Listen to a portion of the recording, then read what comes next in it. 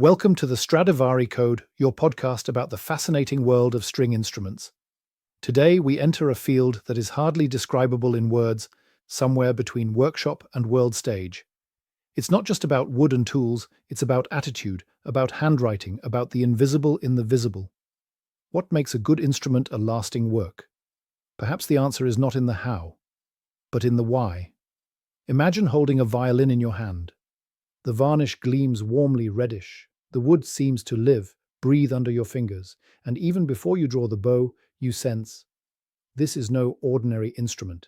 There is more inside, more than just craftsmanship, more than just technique.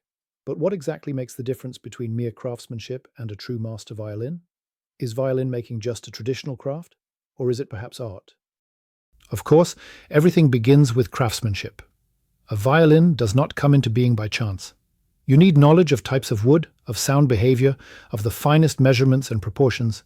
Every step demands the utmost precision, from the rough cutting of the top to the delicate varnishing that later influences the tone.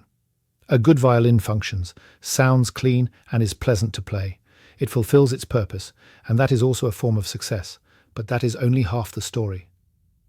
Because then there are violins that make you pause, where every line, every curve, every arch speaks a silent language.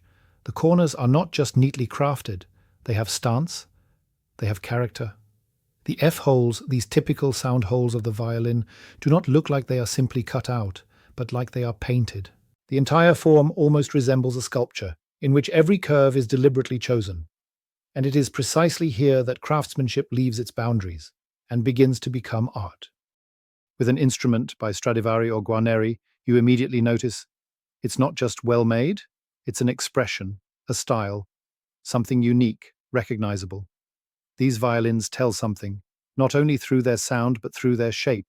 Their language of form is so clear that they can sometimes even be recognized without a label. It's as if the spirit of the creator lives on, perceptible in the curve of the scroll, in the sweep of the bridge, in the harmony of the arches. What makes this special? Perhaps it's this ability to unite form and function. A master violin is not only beautiful, it also sounds extraordinary. But it's not beautiful despite its function, but precisely because of it. The form is sound, and vice versa. That is the true art. When the sound body is not only calculated but designed, when technical perfection is combined with aesthetic expression. Such instruments are not created casually. They require time, dedication, and above all, vision. The luthier sees more in the wood than just raw material. He sees what it could become.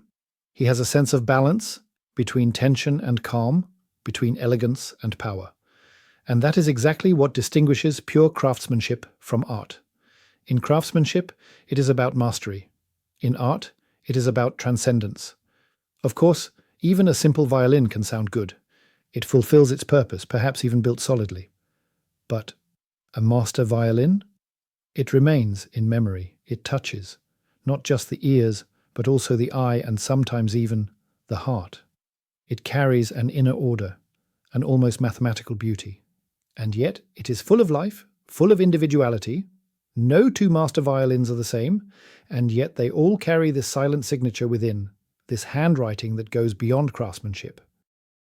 And so one can say, violin making is both craftsmanship and art. It begins with technique, with tradition, with measurable skills.